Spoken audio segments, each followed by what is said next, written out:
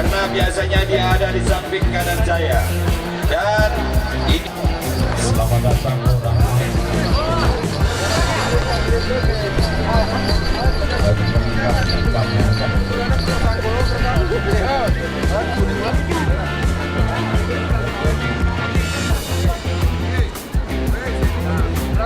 Dari fokus masih berbalik dan dari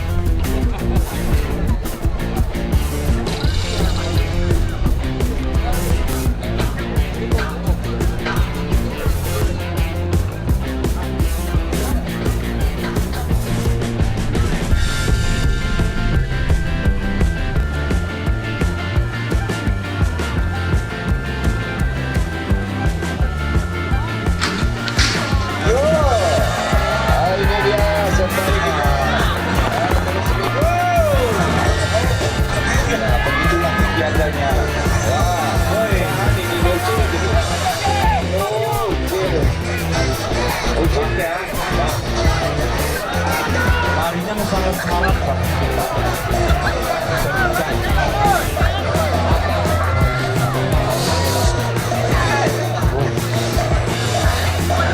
awas, masih bukan memakai baju.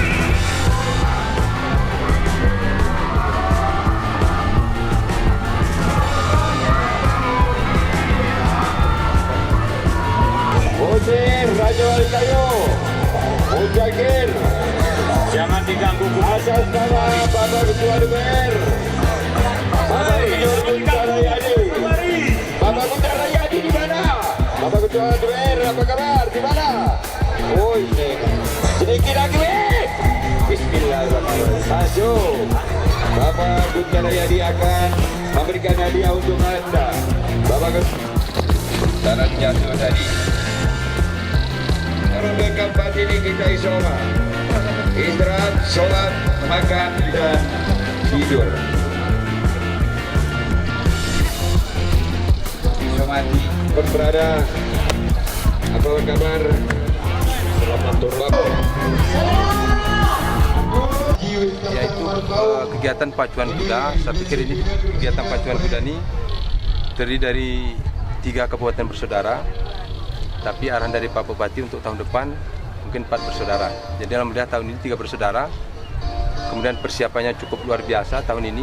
Kemudian antusias masyarakat cukup luar biasa.